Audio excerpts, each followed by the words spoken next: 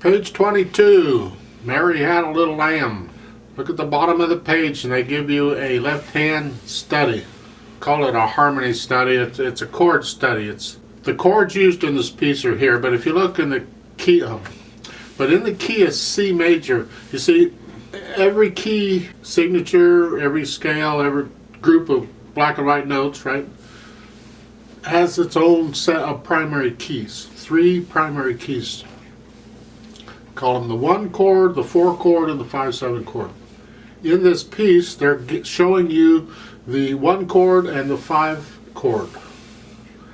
It's almost a 7 chord, but not quite. It's a 5 chord the way they're doing it at the bottom. So the first one is a 1 chord in the key of C major, okay? And the next one is a 5 chord in the key of C major. The chord itself is actually a G chord, because if I take the G and I put it on the bottom, I get that. That's a G chord. We just put the G on top. We can do that, you know, yeah. And that's what they're doing at the bottom. You really ought to try this in each hand, one hand at a time. You do the hands together if you want. You don't need to. You don't have to play them there. You can play them out wherever. Okay. So do both hands together. Just go a couple octaves apart. That works too. It's just kind of get yourself used to it. Thing I want to bring out is when you play a chord, it's important, if you can, to get all of the notes down at the same time. So it just sounds like one note with a lot of tones to it. I'm not very good at it. I work at it a lot. What you do is you put your hand in that position. So I'm using these fingers. And I put my hand in that position, and then I lower the hand and arm and everything all at once. I don't try and use the fingers. I just drop the whole thing.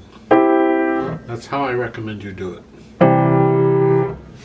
on all of these chords. You have to listen very carefully to hear. I've heard professionals and recordings on YouTube, and a lot of times when they play chords, they don't get them all down at the same time. See, that one wasn't. Okay. And that's about all I had to say about this piece. You've got the same stuff we talked about. The melodies in the right hand. You got a little bit of dotted rhythm. You can do the dotted rhythm, I hope. Bring out the melody. Bring out the phrasing, right? A little silence in the right hand between the phrases. So let's just try this and see what happens. It's a common time, or 4/4 time. I'll give us 4 counts and we'll come in. The hand positions at the start. Well, in the right hand, the 3rd finger's on the E. So that's where that hand goes. The left hand, you're playing that 1 chord. So I guess that's where that hand goes, huh? 1, 2, ready, go. 1, 2, and 1, 2, 4.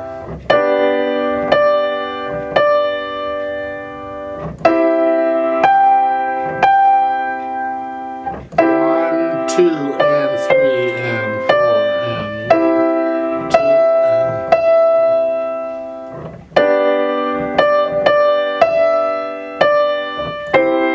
and 2, 3, 4, off.